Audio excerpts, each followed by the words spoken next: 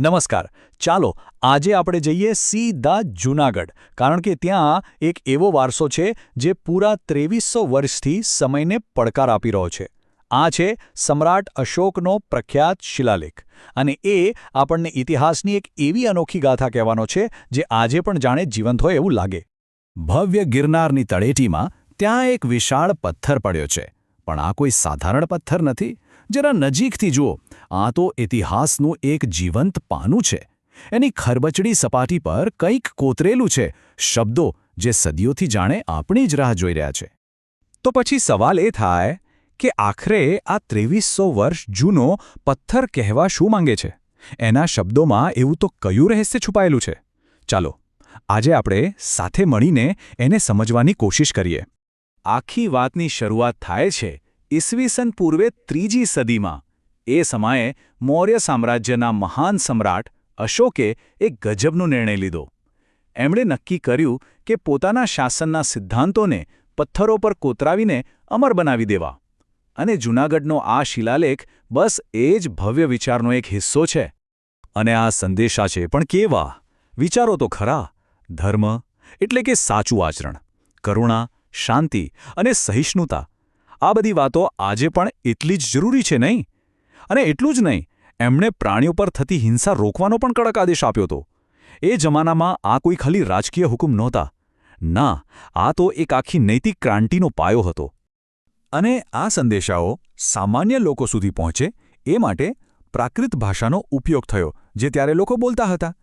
અને એને લખવા માટે જે લિપિ વપરાઈ એ હતી બ્રાહ્મી લિપિ.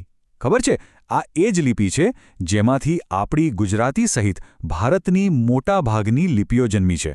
પણ એક મિનિટ, આટલા શક્તિશાળી સમ્રાટે હિંસા છોડીને શાંતિ અને કરુણાની વાતો કેમ કરી? આની પાછળ એક એવા સમ્રાટના હૃદય પરિવર્તનની વાર્તા છે જેણે આખા ઇતિહાસની દિશા જ બદલી નાખી. આ જબરદસ્ત પરિવર્તનનું મૂળ હતું કલિંગનું ભયાનક યુદ્ધ. એ યુદ્ધમાં જે ભયંકર વિનાશ થયો, લાખો લોકો માર્યા ગયા, ચારે બાજુ દર્દ અને ચીસો, આ બધું જ જોઈને વિજેતા સમ્રાટ અશોકનું દિલ દ્રવી ઉઠ્યું.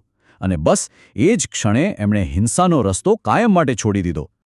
કલિંગ યુદ્ધ પહેલાં અશોક એક સામ્રાજ્ય વિસ્તારવાવાળા મહત્વાકાંક્ષી યોદ્ધા હતા. પણ યુદ્ધ પછી એ જ સમ્રાટ શાંતિના દૂત બની ગયા. એમણે બૌદ્ધ ધર્મ અપનાવ્યો અને પોતાની બાકીની જિંદગી પ્રજાના ભલા માટે અને નૈતિક મૂલ્યો ફેલાવવા માટે લગાવી દીધી. પણ વાત અહીંયા જ પૂરી નથી થતી. જો એમ લાગતું હોય કે આ પથ્થરની વાર્તા કે અશોક સુધી જ છે, તો એવું નથી. અરે, એમના ગયા પછી પણ આ પથ્થર પર ઇતિહાસ લખાતો જ રહ્યો. એ તો જાણે કેટલાય રાજાઓ અને એમની વાર્તાઓનો એક મૂક સાક્ષી બનીને ઊભો છે. અશોકના સેંકડો વર્ષો પછી શક રાજા રુદ્રદમન અને એના પછી ગુપ્ત સમ્રાટ સ્કંદગુપ્તે પણ આ જ પથ્થર પર પોતાના સમયના લેખો કોતરાવ્યા. એટલે કે આ એક જ પથ્થર 3 અલગ અલગ યુગનો જીવંત ઐતિહાસિક દસ્તાવેજ બની ગયો. અને રુદ્રદમન અને સ્કંદગુપ્તના લેખોમાંથી આપણને એ સમયની એક મોટી એન્જિનિયરિંગ સિદ્ધિ, સુદર્શન સરોવર, એના બાંધકામ અને સમારકામ વિશેની ખૂબ જ કિંમતી માહિતી મળે છે. આ બતાવે છે કે આ પથ્થર માત્ર નૈતિક ઉપદેશ માટે જ નહીં, પણ ઇતિહાસ અને વહીવટની નોંધ માટે પણ કેટલો મહત્વનો હતો. તો ચાલો ફરી પાછા આજના સમયમાં આવીએ. આ આધુનિક યુગમાં આ જૂના સંદેશાઓનું શું મહત્વ છે? શું આ ખાલી ઇતિહાસની વાત છે? ના, બિલકુલ નહીં. આ તો શાંતિ અને માનવતાનો એક શાશ્વત વારસો છે. ખાલી એકવાર વિચારો, પૂરા 2300 વર્ષ પછી પણ સમ્રાટ અશોકના સિદ્ધાંતો આજે પણ એટલા જ સાચા અને એટલા જ જરૂરી લાગે છે. કેટલાય સામ્રાજ્યો આવ્યા અને ગયા, સમય કેટલો બદલાઈ ગયો, પણ શાંતિ, દયા અને કરુણાનો સંદેશ આજે પણ એવો ને એવો અડીખમ છે. અને છેલ્લે જૂનાગઢનો આ શિલાલેખ આપણને બસ એક જ વાત યાદ કરાવે છે કે સાચી શક્તિ તલવાર કે સત્તામાં નથી, પણ શાંતિ, દયા અને માનવતામાં છે. અને આ વારસો આપણને એક સવાલ પણ પૂછે છે: શું આજે આપણે આ સિદ્ધાંતોને આપણા જીવનમાં ઉતારી શકીએ છીએ?